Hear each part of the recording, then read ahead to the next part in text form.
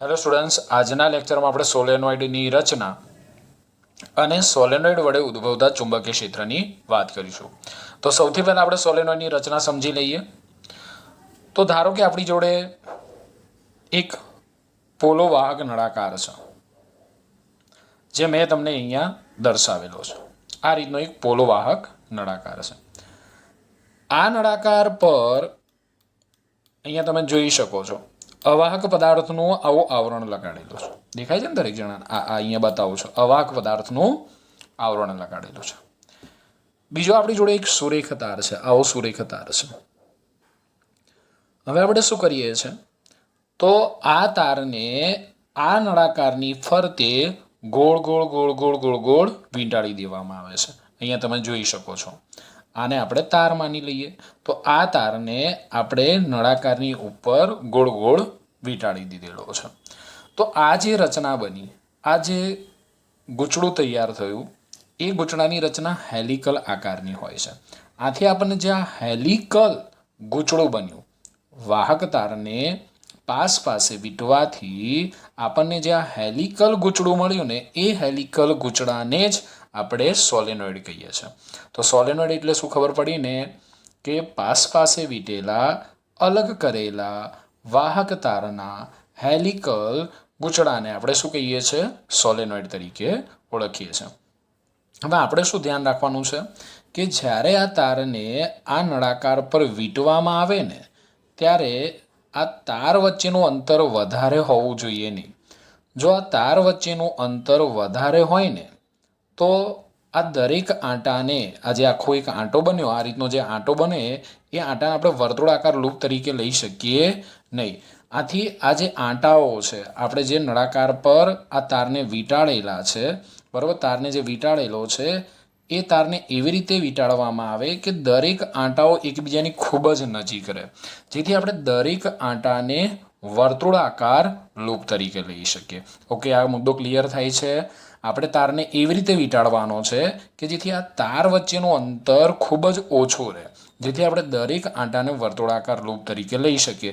જો આ તાર વચ્ચેનું અંતર ખૂબ જ વધારે હોય, તો આપણે દરેક આંટાને વર્તુળાકાર લૂપ તરીકે લઈ શકીએ નહીં.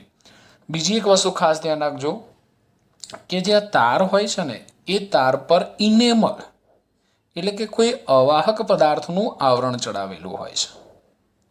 જેથી આ તારનો ઉપયોગ કરવામાં આવે ત્યારે આ તાર એકબીજાના સંપર્કમાં આવે ત્યારે આ તાર અવાહક તરીકે વર્તે છે. એટલે જે આપણે તારનો ઉપયોગ કરીએ છીએ, આ તાર, એ તાર પર ઇનેમલ જેવા કોઈ અવાહક પદાર્થનું આવરણ ચડાવેલું હોય છે. આથી આ તાર જ્યારે એકબીજાના સંપર્કમાં આવે, આ રીતે એકબીજાના સંપર્કમાં આવે, ત્યારે અવાહક તરીકે વર્તે છે.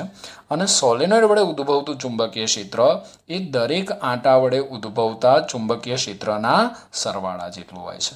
ક્લિયર? સોલેનોઇડ એટલે શું?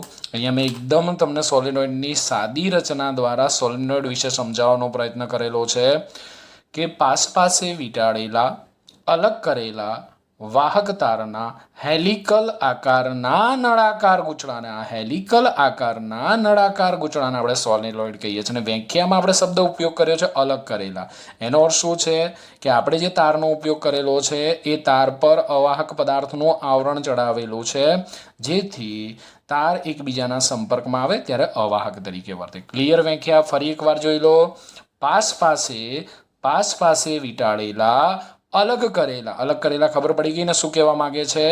પાસ પાસે વીંટાળેલા અલગ કરેલા વાહક તારના હેલિકલ આકારના નળાકાર ગૂંચળાને સોલેનોઇડ કહે છે. વ્યાખ્યા યાદ રહેશે. પાસ પાસે વીંટાળેલા અલગ કરેલા વાહક તારના હેલિકલ આકારના નળાકાર ગૂંચળાને સોલેનોઇડ કહે છે. ચલો હવે સોલેનોઇડની આપણે આકૃતિ સમજીએ. તો સૌથી પહેલાં આપણે શું લીધો? તો સૌથી પહેલાં આપણે એક નળાકાર લીધો, આ રીતનું. ઓકે, હવે આ નળાકાર પર આપણે એક તાર વીંટાળીએ છીએ. જો તારને કઈ રીતે વીંટાળેલું છે ખાસ ધ્યાન રાખજો. તો અહીંથી શરૂઆત કરું, આ જે છેડો દેખાય ને ત્યાંથી ચલો અહીંથી આપણે શરૂઆત કરી આ રીતે. તો જો આ જે તાર છે એ નળાકારના કયા ભાગમાં જાય છે? જો નળાકારના પાછળના ભાગમાં જાય છે. પાછળના ભાગમાંથી આ આગળ આવ્યો, અહીંથી નળાકારની નીચે, પછી પાછળના ભાગમાં. તો જે તાર પાછળના ભાગમાં જાય છે એને હું આ રીતે યસ ઓકે ડોટેડ વડે દર્શાવું છું. એટલે આ પાછળના ભાગમાં આપણને જે આ દેખાય છે, આ જે દેખાય છે પાછળનો ભાગ આપણને દેખાતો નથી, આગળનો ભાગ દેખાય છે, તો હું એને આ રીતે દર્શાવું, એ આ રીતે. પછી અહીંથી શું થશે? પાછળનો ભાગ, અહીંથી પાછળનો ભાગ, અહીંથી આગળનો ભાગ. ઓકે, આ રીતે પાછળના ભાગને આપણે ડોટેડ વડે દર્શાવીએ છીએ. ફરી આગળનો ભાગ સળંગ રેખા વડે, પાછળનો ભાગ ડોટેડ રેખાઓ વડે, બરાબર છે. આગળનો ભાગ સળંગ રેખાઓ વડે, બરાબર છે. આ રીતે પાછળનો ભાગ ડોટેડ રેખાઓ વડે, અને અહીંથી આપણે બહાર આવી જઈએ છીએ. ઓકે, ખબર પડી અહીંયા સુધી? હવે આપણે શું કરીએ કે આ બે સોલેનોઇડના છેડાઓ છે એની વચ્ચે આપણે એક બેટરી જોડી દઈએ. ખાસ ધ્યાન આપજો આકૃતિમાં આ રીતે આપણે બેટરી જોડી દીધી. જો હવે અહીંથી પ્રવાહ દાખલ થયો, સોલેનોઇડની અંદર પ્રવાહ દાખલ થાય છે. હવે આ જે ડોટેડ મેં તમને લાઈનો બતાવી છે, ત્રુટક રેખાઓ, એ સોલેનોઇડનો પાછળનો ભાગ છે. અહીંયા આપણે આકૃતિમાં આગળનો જ ભાગ જોઈ શકીએ છીએ, પાછળનો ભાગ જોઈ શકતા નથી. તો એમાં પ્રવાહ આ રીતે વહે છે, આ રીતે. અહીંયા પ્રવાહ આ રીતે વહે છે, આમ આમ. ઓકે, પાછળના ભાગમાં આ રીતે પ્રવાહ વહે છે. સમજાવું છું પછી કઈ રીતે. આ રીતે આમ. ઓકે, આ આગળનો ભાગ છે એટલે પ્રવાહ આ રીતે આવી ગયો. હવે જો સમજાવું છું, અહીંથી પ્રવાહ દાખલ થયો, અહીંથી પ્રવાહ દાખલ થાય છે, અને સોલેનોઇડના પાછળના ભાગમાંથી પ્રવાહ આવતો હોય ને એવું આપણને દેખાય. અહીંથી જો, અહીંયા તમે જો તો અહીંથી પ્રવાહ આ રીતે બહાર આવે છે. ઓકે, અહીંથી પ્રવાહ તમે જો તો અહીંથી પ્રવાહ ક્યાં જાય છે? નીચે જાય છે, આ રીતે. ઓકે, અહીંથી પ્રવાહ બહાર આવે છે, અહીંથી પ્રવાહ ક્યાં જાય છે? નીચે જાય છે. એટલે આ સોલેનોઇડના પાછળના ભાગમાંથી પ્રવાહ બહાર આવે છે, અને સોલેનોઇડના આગળના ભાગમાંથી પ્રવાહ નીચે જાય છે. ફરીથી રિપીટ કરું, શું કહેવા માગું છું સમજો. પાછળના ભાગમાંથી પ્રવાહ ક્યાં આવે છે? બહાર આવે છે, અને આગળના ભાગમાંથી પ્રવાહ ક્યાં જાય છે? અંદર જાય છે. તો હું શું કરું કે પાછળના ભાગમાંથી, આ પાછળના ભાગમાંથી પ્રવાહ બહાર આવે છે ને, એટલે ટપકું મૂકી દઉં. ચેપ્ટરની શરૂઆતમાં જ મેં તમને સમજાવ્યું હતું કે જો પ્રવાહ બહાર આવતો હોય તો એને આપણે ડોટ વડે દર્શાવીએ છીએ. પ્રવાહ અંદર જતો હોય તો એને આપણે શેના વડે દર્શાવીએ છીએ? ચોકડી વડે દર્શાવીએ છીએ. ઓકે, તો અહીંથી આ સોલેનોઇડના પાછળના ભાગમાંથી અહીંથી પ્રવાહ બહાર આવે છે. બહાર આવે છે એટલે હું એને શેના વડે દર્શાવી દઉં? ડોટ વડે દર્શાવી દઉં. અને સોલેનોઇડના નીચેના ભાગમાંથી, અહીંથી સોલેનોઇડના આગળનો ભાગ, સોલેનોઇડના આગળના ભાગમાંથી પ્રવાહ નીચે જાય છે. એટલે હું અહીંયા શું મૂકી દઉં? આ રીતે ચોકડીઓ મૂકી દઉં, આ રીતે, આ રીતે, આ રીતે, આ રીતે. તો આ ડોટ શું દર્શાવે છે? ડોટ આપણને દર્શાવે છે કે પ્રવાહ બહાર આવે છે. ચોકડી આપણને શું દર્શાવે છે? પ્રવાહ અંદર જાય છે. ચલો, ક્લિયર છે? આકૃતિની અંદર દરેક જણાને ખ્યાલ આવી ગયો ને? ફરીથી જો અહીંથી આપણે આ છેડાને બેટરીના પોઝિટિવ સાથે જોડ્યો, એટલે પ્રવાહ પાછળથી થઈને ઉપર આવ્યો. જો પાછળથી થઈને આમ ઉપર આવ્યો એટલે કે આપણે પ્રવાહ બહાર આવે છે એવું વિચાર્યું, એટલે આપણે એને ડોટ વડે. અહીંથી પ્રવાહ આગળથી થઈ ક્યાં જાય છે? નીચે જાય છે, એટલે કે અંદર જાય છે. એટલે આપણે એને શેના વડે દર્શાવ્યું? ચોકડી વડે દર્શાવ્યું. ઓકે, આ આકૃતિમાં દરેક વિદ્યાર્થીને ખબર પડી કે ના પડી? સમજો દોસ્તો, સોલેનોઇડની અંદર આકૃતિ જ સમજવાની છે, થિયરીમાં કંઈ છે નહીં. ઓકે, ક્લિયર છે અહીંયા સુધી? ચલો, હવે આપણે બીજી આકૃતિ સમજીએ. હું આ બધા ટપકાઓને અહીંયા લઈ લઉં છું, ધ્યાન આપજો. આ રીતે. ઓકે, અહીંયા આપણે ચોકડીઓ લઈ લઈએ.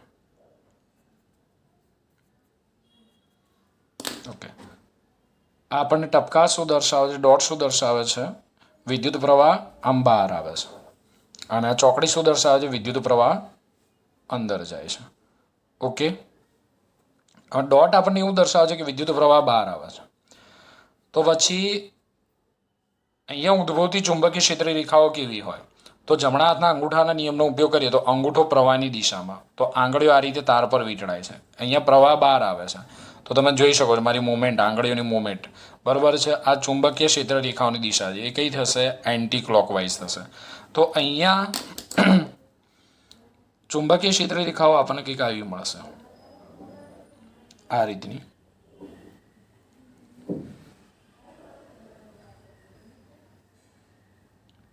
આ રીતની મળશે. હું પહેલાં દોરી દઉં બધી,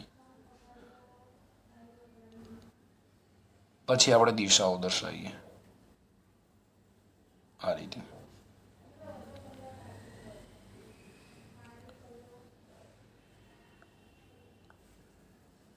ઓકે, આ રીતે.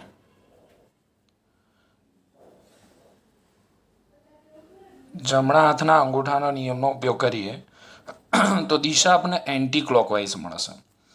એન્ટી ક્લોકવાઇઝ એટલે અહીંયા આ રીતની ઉપરના ભાગમાં જે દિશા છે ઉપર, એ આપણને એન્ટી ક્લોકવાઇઝ એટલે આમ મળશે, આ રીતે.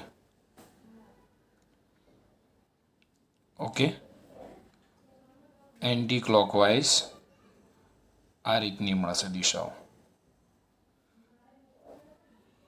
ઓકે, ચલો. તો પછી નીચેના ભાગમાં ચુંબકીય વિદ્યુત પ્રવાહ અંદરની દિશામાં જાય છે, તો ત્યાં આપણને ચુંબકીય ક્ષેત્ર રેખાઓની દિશા ક્લોકવાઇઝ એટલે આ રીતે મળશે. આ એન્ટી ક્લોકવાઇઝ છે અને આ ક્લોકવાઇઝ છે, બરાબર છે. આ રીતે આપણને મળશે આમ. હું પહેલાં દોરી દઉં બધી ચુંબકીય ક્ષેત્ર રેખાઓ, પછી દિશા દર્શાવું.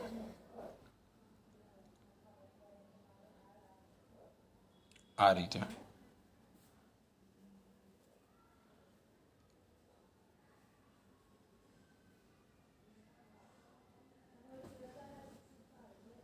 ઓકે,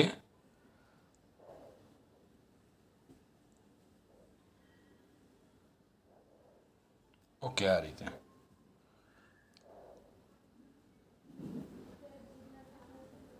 અહીંયા દિશાઓ કઈ છે? ક્લોકવાઇઝ. ભૂલ ના થાય એ ખાસ ધ્યાન રાખજો. ક્લોકવાઇઝ છે એટલે આ રીતે. ઓકે, તો મેં અહીંયા ખોટી બતાવી. આમથી આમ આવશે નીચે, આ રીતે ક્લોકવાઇઝ, બરાબર છે. ઓકે, આમ આ રીતે દેખાય છે ક્લોકવાઇઝ. ઓકે, ક્લોકવાઇઝ આ રીતે. અહીંયા સુધારો કરી લેજો. ક્લોકવાઇઝ એટલે આમ થશે, બરાબર ને. આ એન્ટી ક્લોકવાઇઝ તો બરાબર છે. હવે જોજો, હવે આટલી તો ક્ષેત્ર રેખાઓ હશે નહીં. ક્ષેત્ર રેખાઓની સંખ્યા કેવી હશે? અસંખ્ય હશે. હવે અહીંયા તમે જોઈ શકો છો કે આ આંટાની ચુંબકીય ક્ષેત્ર રેખા અને આ આંટાની ચુંબકીય ક્ષેત્ર રેખાઓ પરસ્પર વિરુદ્ધ દિશામાં છે. જો તમને દેખાય છે, દરેક આંટાઓ વડે ઉદ્ભવતી ચુંબકીય ક્ષેત્ર રેખાઓ, આ સોલેનોઇડનો બહારનો ભાગ એટલે આ ભાગ થઈ ગયો, આ વિસ્તાર કહી શકાય, આ ભાગ કહી શકાય. તો સોલેનોઇડના બહારના વિસ્તારમાં તમે જો કે ચુંબકીય ક્ષેત્ર રેખાઓ એકબીજાની વિરુદ્ધ દિશામાં છે. આ ભાગમાં સોલેનોઇડનો બહારનો ભાગ એટલે આ ભાગ. તો ત્યાં તમે જોજો દરેક ચુંબકીય ક્ષેત્ર રેખાઓ એકબીજાની વિરુદ્ધ દિશામાં. આથી આ ચુંબકીય ક્ષેત્ર રેખાઓ એકબીજાનો શું કરે છે? વિરોધ કરે છે. આથી સોલેનોઇડના આ જે ભાગ છે, આ જે ભાગ સોલેનોઇડનો આ ભાગમાં ચુંબકીય ક્ષેત્ર શૂન્ય હોય. એટલે આપણે કહી શકીએ કે સોલેનોઇડના બહારના ભાગમાં ચુંબકીય ક્ષેત્ર શૂન્ય હોય છે. આ ખાસ યાદ રાખજો, બરાબર છે. કેમ શૂન્ય હોય છે? કારણ કે સોલેનોઇડના બહારના ભાગમાં ચુંબકીય ક્ષેત્ર રેખાઓ પરસ્પર વિરુદ્ધ દિશામાં હોય છે, આથી એકબીજાની અસર નાબૂદ કરે છે. હવે મેં તમને કીધું કે કોઈ પણ તાર વડે ઉદ્ભવતી ચુંબકીય ક્ષેત્ર રેખાઓ તો અસંખ્ય હશે, બરાબર છે. તો પછી હજી આના વડે આપણે ઉદ્ભવતી ચુંબકીય ક્ષેત્ર રેખાની વાત કરીએ તો આ ચુંબકીય ક્ષેત્ર રેખા આ રીતે થશે, આમ. હવે એક જ આંટો હોય તો એને આટલું જ અંતર કાપવું પડે, પરંતુ જ્યારે આંટાઓની સંખ્યા વધી જાય, એક જ આંટો હોય તો ચુંબકીય ક્ષેત્ર રેખાઓને આટલું જ અંતર કાપવું પડે, પરંતુ આંટાઓની સંખ્યા વધી જાય તો હવે છે ને આ ચુંબકીય ક્ષેત્ર રેખાને આટલું અંતર કાપવું પડે. દિશામાં ખાસ ધ્યાન રાખજો. જો અહીંયા દિશા કઈ થઈ તો અહીંથી દિશા અહીંથી આમ થઈ. ઓકે, એ જ રીતે આપણે નીચેના ભાગમાં વાત કરીએ તો અહીંયા આ જે ક્ષેત્રરેખા છે એ ક્ષેત્રરેખાને આ રીતે આમ અંતર કાપવું પડશે, આ રીતે આ રીતે. ઓકે, તો અહીંયા દિશા જો આમ જ મળી ને, અહીંથી આમ, પણ બહારના ભાગમાં તમે જો ઉપર જે મળી એના કરતાં વિરુદ્ધ મળે છે. તો આવી તો ઘણી બધી ક્ષેત્રરેખાઓ હોય અને અહીંયા જે અંદરનો જે વિસ્તાર છે, બરાબર, સોલેનોઇડ જે અંદરનો વિસ્તાર છે એ પરિમિત છે. પરિણામે સોલેનોઇડના અંદરના ભાગમાં ક્ષેત્રરેખાઓ સુરેખ હોય છે. બીજી આપણે ક્ષેત્રરેખાઓ દોરીને બતાવું તો આ રીતે સોલેનોઇડના અંદરના ભાગમાં જે ક્ષેત્રરેખાઓ હોય છે એ ક્ષેત્રરેખાઓ સુરેખ હોય છે, કારણ કે ક્ષેત્રરેખાઓ એકબીજાને છેદતી નથી, એકબીજાનો વિરોધ કરે છે. અને અહીંયા વિસ્તાર કેવો છે? પરિમિત છે. પરિણામે ક્ષેત્રરેખાઓ એકબીજાનો વિરોધ કરે છે, એકબીજાને દબાવે છે. પરિણામે અહીંયા ક્ષેત્રરેખાઓ કેવી થઈ જાય છે? સુરેખ થઈ જાય છે. તો સોલેનોઇડના અંદરના ભાગમાં ક્ષેત્રરેખાઓ કેવી હોય છે? સુરેખ હોય છે. આપણે યાદ રાખીશું. સોલેનોઇડના બહારના વિસ્તારમાં ચુંબકીય ક્ષેત્ર કેવું હોય છે? 0 હોય છે. અને સોલેનોઇડની અંદર જો કોઈ બિંદુ લેવામાં આવે, સોલેનોઇડની અંદર મધ્યમાં કોઈ બિંદુ લેવામાં આવે તો પી બિંદુ પાસે ચુંબકીય ક્ષેત્ર નિયમિત, પ્રબળ અને એની દિશા નિયમિત, પ્રબળ અને તેની દિશા આ રીતે અક્ષની દિશામાં હોય છે. ક્લિયર થાય છે આ આકૃતિ હું જે તમને સમજાવવા માંગુ છું? અહીંથી તમે હજી બીજી ક્ષેત્રરેખાઓ આ રીતે દોરો તો આ રીતે તમે દોરી શકો છો, આમ, બરાબર છે, આમ મળશે. એ જ રીતે અહીંથી દોરો તો તમને આમ મળશે. તો આ સોલેનોઇડ વડે ઉદ્ભવતા ચુંબકીય ક્ષેત્રરેખાઓની આકૃતિ થઈ. શું ધ્યાનમાં રાખવાનું છે? સોલેનોઇડના બહારના ભાગમાં ચુંબકીય ક્ષેત્ર 0 હોય છે. સોલેનોઇડના અંદરના ભાગમાં, સોલેનોઇડની મધ્યમાં ચુંબકીય ક્ષેત્ર પ્રબળ હોય અને કેવું હોય છે? નિયમિત, કારણ કે બધી ચુંબકીય ક્ષેત્રરેખાઓ એકબીજાને સમાંતર અને એકબીજાથી સરખા અંતરે આવેલી હોય છે અને ચુંબકીય ક્ષેત્રની દિશા અક્ષની દિશામાં હોય છે. એટલે પી બિંદુ પાસે ચુંબકીય ક્ષેત્ર પ્રબળ હોય, સોલેનોઇડની બહાર કોઈ ક્યુ બિંદુ લેવામાં આવે તો ત્યાં ચુંબકીય ક્ષેત્ર 0 હોય છે. આપણે જે થિયરી ભણવાની છે એ થિયરી ભણવાની છે અનંત લંબાઈના સોલેનોઇડ માટે ભણવાની છે. તો જ્યારે આપણે અનંત લંબાઈના સોલેનોઇડ માટે વાત કરતા હોય ત્યારે સોલેનોઇડની અંદર જે ઉદ્ભવતી ચુંબકીય ક્ષેત્રરેખાઓ છે એ ચુંબકીય ક્ષેત્રરેખાઓ આપણે આ રીતે સુરેખ વિચારી શકીએ. તો ફાઇનલી આપણે આકૃતિ દોરવી હોય, બરાબર, સોલેનોઇડ વડે ઉદ્ભવતા ચુંબકીય ક્ષેત્રની ફાઇનલી આપણે આકૃતિ દોરવી હોય તો કઈ રીતે દોરી શકાય? જો ધ્યાન આપજો. ઉપરની આકૃતિના આધારે આપણે દોરીએ. સૌથી પહેલાં ટપકા લઈ લઈએ. નીચે આપણે આ રીતે ચોકડી લઈ લઈએ. હવે આપણે બધી ક્ષેત્રરેખાઓ બતાવીએ. તો સોલેનોઇડના મધ્યમાં તો ક્ષેત્રરેખાઓ, સોલેનોઇડની અંદર ક્ષેત્રરેખાઓ, ચુંબકીય ક્ષેત્રરેખાઓ એકબીજાને કેવી હોય છે? સમાંતર. આ રીતે તમે ક્ષેત્રરેખાઓ બતાવી શકો છો, આ રીતે.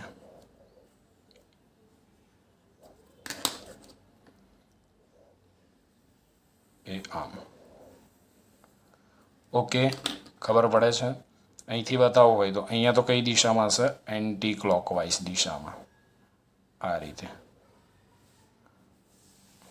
ઓકે, અહીંયા બતાવો તો કઈ દિશામાં હશે? તો અહીંયા હશે ક્લોકવાઇઝ દિશામાં. ઓકે, આ થઈ સોલેનોઇડ વડે ઉદ્ભવતા ચુંબકીય ક્ષેત્રની આકૃતિમાં.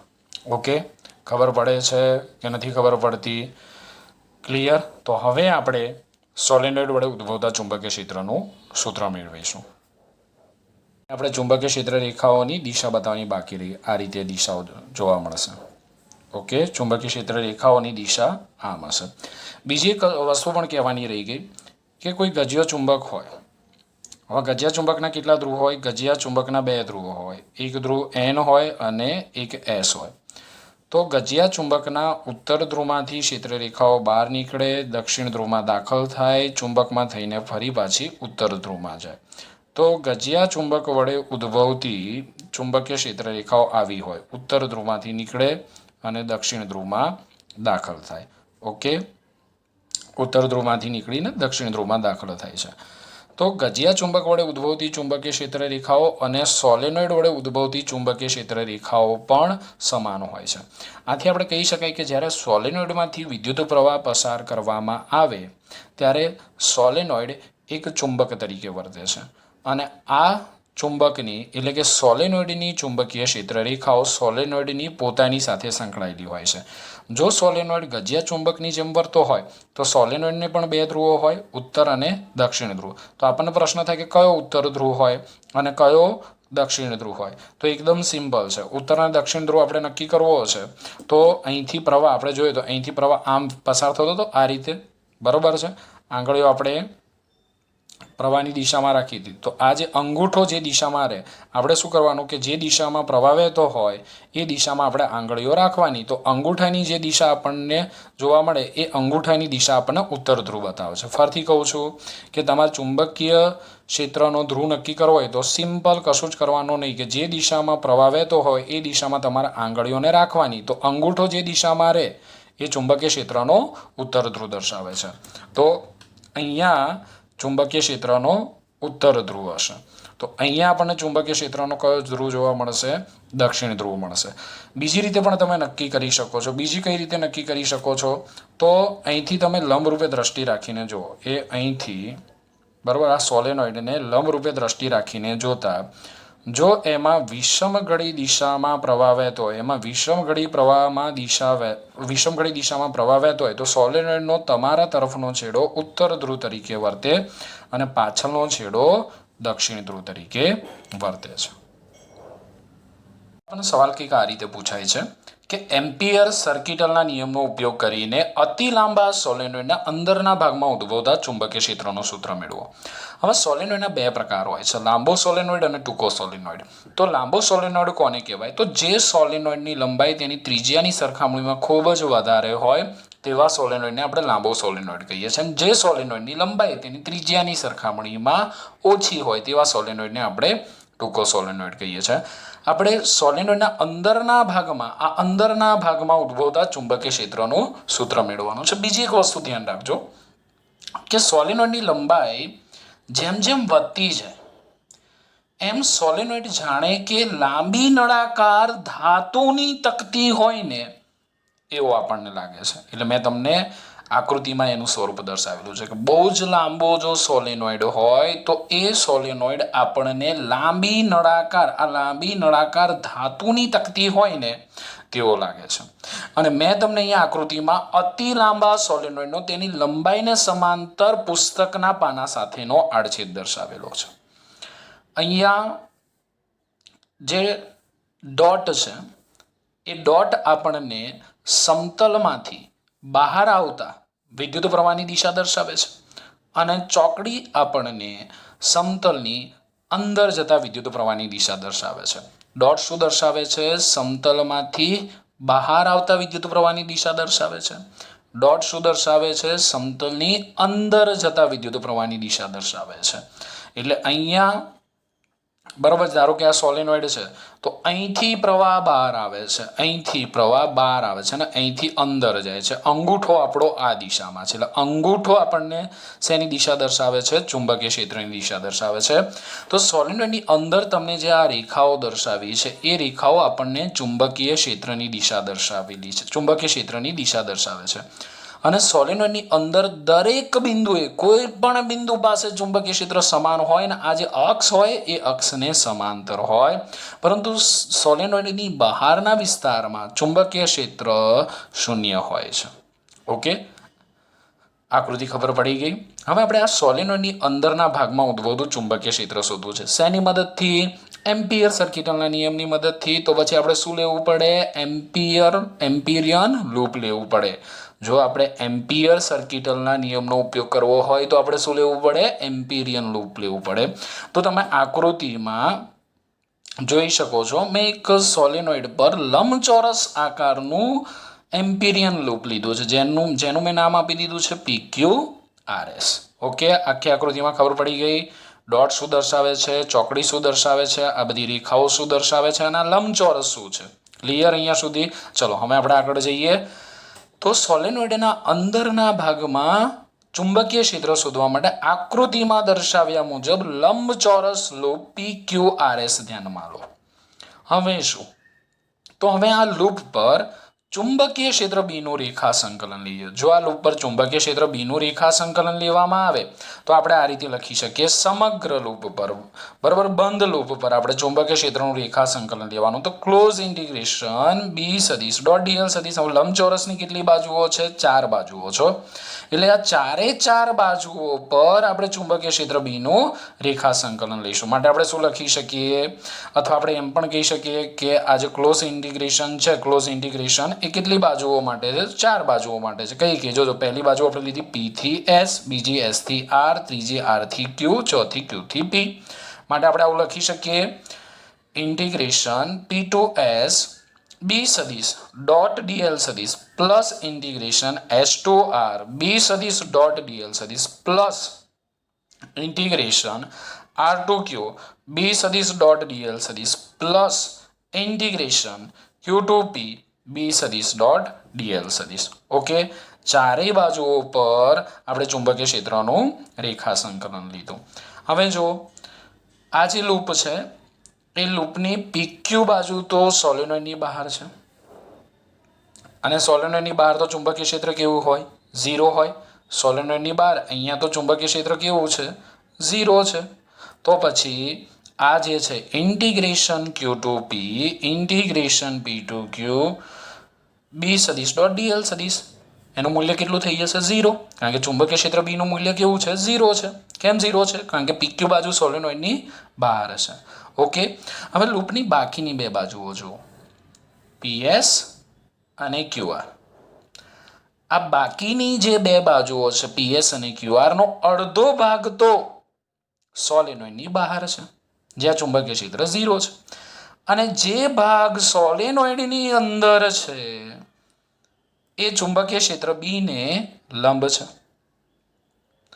જે ભાગ સોલેનોઇડની બહાર છે, બરાબર, ત્યાં તો ચુંબકીય ક્ષેત્ર 0 છે, પરંતુ જે ભાગ સોલેનોઇડની અંદર છે એ ચુંબકીય ક્ષેત્રને લંબ છે. તો ધારો કે આ ચુંબકીય ક્ષેત્રની પહોળાઈ B હોય અને આ ચુંબકીય ક્ષેત્ર B હોય, તો બંને એકબીજાને કેવા છે? લંબરૂપે છે. લંબરૂપે છે એટલે એંગલ કેટલો બનશે? 90. cos 90 ની કિંમત કેટલી થશે? 0 થશે. એટલે આ બે બાજુઓ પર પણ ચુંબકીય ક્ષેત્રનું રેખા સંકલન 0 થશે. કઈ? P to S B સદિશ ડોટ dl સદિશ અને R to Q સંકલન R to Q B સદિશ ડોટ dl સદિશ. આ બંને બાજુઓ પર ચુંબકીય ક્ષેત્રનું રેખા સંકલન આપણને 0 મળશે. કેમ? કારણ કે ચુંબકીય ક્ષેત્ર, બરોબર છે, સોલેનોઇડની અંદર જે ભાગ આવેલો છે એ ભાગને લંબરૂપે છે. થીટા 90 થશે, cos 90 0 થશે. તો હવે આ એક પદ ગયું, આ એક પદ ગયું, આ એક પદ ગયું, તો એક જ પદ વધ્યું આપણને. ઓકે, હવે આ બે મુદ્દા સમજી લઈએ આપણે. જો અહીં PQ ભાગ સોલેનોઇડની બહાર છે, સોલેનોઇડની બહાર તો ચુંબકીય ક્ષેત્ર 0 છે. માટે integration Q to P B સદિશ ડોટ dl સદિશ બરાબર 0 થશે. ક્લિયર? હવે લૂપની બાકીની બે બાજુઓ PS અને QR નો અડધો ભાગ સોલેનોઇડની બહાર છે. જે ભાગ સોલેનોઇડમાં છે તે ચુંબકીય ક્ષેત્રને લંબરૂપે છે, એટલે B સદિશ ડોટ dl સદિશ, બરોબર છે.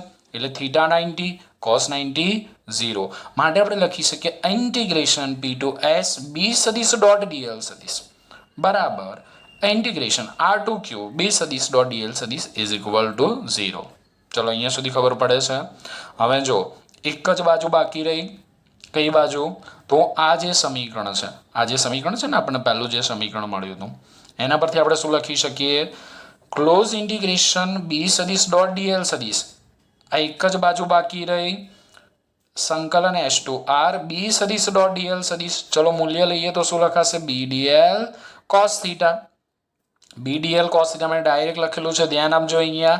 હવે જો ચુંબકીય ક્ષેત્ર B આ દિશામાં, લૂપની લંબાઈ પણ આ દિશામાં જોઈ શકો છો ને, આ રહી લૂપની લંબાઈ, ચુંબકીય ક્ષેત્ર B, બરાબર છે. એટલે B અને dl બંને એકબીજાની કેવા છે? સમાંતર છે. સમાંતર છે માટે એમની વચ્ચેનો કોણ કેટલો થાય? 0. એટલે મેં ડાયરેક્ટ અહીંયા લખ્યું છે cos થીટાને બદલે cos 0. cos 0 ની વેલ્યુ કેટલી થાય? 1 થાય, બરાબર છે. સોલેનોઇડની અંદર દરેક બિંદુ પાસે ચુંબકીય ક્ષેત્ર બીનું મૂલ્ય કેવું છે? અચળ છે. આપણે એટલે એને સંકલનની બહાર લઈ લીધું. ઓકે, તો આપણી જોડે શું વધ્યું? સંકલન S2R dl. બરોબર છે. પરંતુ આ જે dl નો સરવાળો કરું એટલે મને આ SR બાજુની લંબાઈ મળે. કેટલી મળે? L મળે. ક્લિયર અહીંયા સુધી? ઓકે, ખબર પડી? આ સ્ટેપ ફરીથી સમજાવું. આ સૂત્ર ક્યાંથી લખ્યું છે? અહીંથી લખ્યું છે આપણે. બરોબર છે. ક્લોઝ ઇન્ટિગ્રેશન બી સદિશ ડોટ ડીએલ સદિશ બરાબર સંકલન S2R બી સદિશ ડોટ ડીએલ સદિશ. મૂલ્ય લીધું. મૂલ્ય આપણને શું મળે? બી ડીએલ કોસ થીટા. પણ અહીંયા થીટા 0 કેમ છે? કારણ કે બી અને એલ એકબીજાને કેવા છે? સમાંતર. માટે થીટા 0 છે. કોસ 0 ની વેલ્યુ કેટલી થઈ? 1. સોલેનોઇડની અંદર દરેક બિંદુ પાસે ચુંબકીય ક્ષેત્રનું મૂલ્ય કેવું છે? સમાન. માટે આપણે બહાર લઈ લીધું. S2R ડીએલ નું સંકલન પણ આપણે એલ જ થાય ને ભાઈ. બરાબર, ડીએલ નું સંકલન એલ થયું. તો આપણને શું મળ્યું? ક્લોઝ ઇન્ટિગ્રેશન બી સદિશ ડોટ ડીએલ સદિશ બરાબર બીએલ મળ્યું. ધારો કે સોલેનોઇડની અંદર એકમ લંબાઈ દીઠ આંટાઓની સંખ્યા સ્મોલ n છે. સોલેનોઇડમાં એકમ લંબાઈ દીઠ આંટાઓની સંખ્યા સ્મોલ n છે. જો એકમ લંબાઈ દીઠ આંટાઓની સંખ્યા n હોય તો આપણે જે લૂપ લીધું છે એ લૂપની લંબાઈ કેટલી છે? L છે. તો L લંબાઈ દીઠ આંટાઓની સંખ્યા કેટલી થાય? તો L લંબાઈ દીઠ આંટાઓની સંખ્યા NL થાય. એટલે મેં અહીંયા લખેલું છે કે L લંબાઈના લૂપમાંથી સોલેનોઇડના કેટલા આંટા પસાર થાય છે? NL.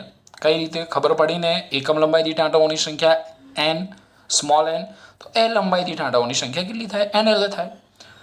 હવે આ સોલેનોઇડના દરેક આંટા, આ જે સોલેનોઇડ છે એ સોલેનોઇડના દરેક આંટામાંથી પસાર થતો પ્રવાહ I હોય તો આપણે લીધેલ લૂપમાંથી પસાર થતો પ્રવાહ કેટલો હોય?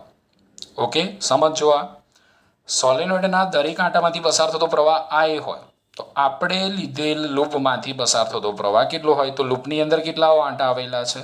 NL. દરેક આંટામાંથી પસાર થતો પ્રવાહ કેટલો? I. તો NL આંટામાંથી પસાર થતો પ્રવાહ કેટલો થાય? તો એ પ્રવાહનું હું I વડે દર્શાવું છું. NIL થાય. બરોબર. આ થિયરીના મેઇન મુદ્દા છે. ખાસ સમજો કે એકમ લંબાઈ દીઠ આંટાઓની સંખ્યા સ્મોલ n હોય તો L લંબાઈ દીઠ આંટાઓની સંખ્યા NL થાય. દરેક આંટામાંથી પસાર થતો પ્રવાહ I હોય તો NL આંટામાંથી પસાર થતો પ્રવાહ NIL એટલે કે નીલ થાય. હવે એમ્પિયર સર્કિટલના નિયમ મુજબ એમ્પિયર સર્કિટલના નિયમ મુજબ તો એમ્પિયર સર્કિટલના નિયમ મુજબ શું લખી શકાય? ક્લોઝ ઇન્ટિગ્રેશન બી સદિશ ડોટ ડીએલ સદિશ is equal two mu 0 IE. પરંતુ આપણે ક્લોઝ ઇન્ટિગ્રેશન બી સદિશ ડોટ ડીએલ સદિશની વેલ્યુ કેટલી મેળવી? BL. અને લૂપમાંથી પસાર થતો પ્રવાહ આપણને કેટલો મળ્યો? નીલ. તો મ્યુ 0 તો એમના એમ જ, I ની જગ્યાએ NIL. ચલો બંને બાજુથી લાલો ગયો તો રહ્યું શું? B is equal two mu 0. તો રહ્યું શું? B is equal two mu 0 NI. તો સોલેનોઇડના અંદરના ભાગમાં ઉદ્ભવતા ચુંબકીય ક્ષેત્રનું સૂત્ર થાય B is equal two mu 0 NI. મુન્ની યાદ રાખજો. સોલેનોઇડના અંદરના ભાગમાં ઉદ્ભવતા ચુંબકીય ક્ષેત્રનું સૂત્ર થાય મુન્ની B is equal two mu 0 NI. જ્યાં સ્મોલ n શું છે? બહુ જ અગત્યનું. સ્મોલ n શું છે? તો small n is equal to capital N by L. સોલેનોઇડમાં એકમ લંબાઈ દીઠ આંટાઓની સંખ્યા છે. સોલેનોઇડમાં એકમ લંબાઈ દીઠ આંટાઓની સંખ્યા થશે. ખાસ ધ્યાન રાખજો. અહીંયા પણ આપણે જે સોલેનોઇડ ધારીશું, બરોબર છે, ભલે એ સોલેનોઇડ અનંત લંબાઈનો હોય છતાં આપણે એની લંબાઈ L લઈશું. એટલે એ સ્મોલ l સમગ્ર સોલેનોઇડની અંદર એકમ લંબાઈ દીઠ આંટાઓની સંખ્યા થઈ. તો સોલેનોઇડની અંદર ટોટલ આંટાઓ કેટલા હોય? તો સોલેનોઇડની અંદર ટોટલ આંટાઓ થાય NL. Capital N is equal two NL થાય. કઈ રીતે? તો એકચ્યુઅલીમાં આપણે લૂપ અહીંયા લીધો, પરંતુ હકીકતમાં વાસ્તવમાં આ જે લૂપ છે એ અહીંયા લેવામાં આવે છે આ રીતે. પણ આપણને આટલો લૂપ લઈને આપણને થિયરી સાબિત કરવાની કીધી છે. એટલે આપણો આ L શું છે એ બાબતે આપણને કન્ફ્યુઝન થાય. ખબર પડી? એકચ્યુઅલીમાં આખો જે સોલેનોઇડ હોય એ સોલેનોઇડ બરાબર તમારે લૂપ ધારવું પડે. તો જે આ Lનું કન્ફ્યુઝન છે એ આપણાથી દૂર થઈ જાય. ઓકે, તો આખા સોલેનોઇડની અંદર આપણે જો લૂપ આખું લઈએ તો આખા સોલેનોઇડની અંદર ટોટલ આંટાઓ NL થાય. તો એની હું કિંમત મૂકી દઉં તો આપણને શું મળશે? B is equal to μ0 n capital NI/L મળશે. તો આ બંને સૂત્ર આપણે ધ્યાનમાં રાખીશું. સોલેનોઇડની અંદર ઉદ્ભવતું ચુંબકીય ક્ષેત્ર B is equal to μ0 small ni, જ્યાં small n is equal to capital N/L અને B ઇઝ ઇક્વલ ટુ μ0 કેપિટલ NI/L થશે. ઓકે, આપણે બહુ બીજી વધારાની ચર્ચા નથી કરતા, કારણ કે જો વધારાની ચર્ચા આપણે અત્યારે કરવા જઈશું બુકની બહાર તો લેક્ચર બહુ જ લાંબા થશે, સિલેબસમાં આપણે પાછળ રહી જઈશું. એટલે હમણાં હાલ પૂરતી હું માત્ર ને માત્ર ટોપિક ટુ ટોપિક જ ચર્ચા કરું છું. તમારી જોડે નોટ્સ છે, પેમ્ફલેટ છે, છતાં પણ જે તે લેક્ચરની અંદર હું જે થિયરી લખાવું એ તમે તમારી નોટબુકની અંદર લખવાની ટેવ રાખજો. બરોબર છે? તો પેમ્ફલેટ કરતાં થોડુંક તમને ઇઝી મળી રહેશે અહીંથી. ચલો સ્ક્રીનશોટ લઈ લો.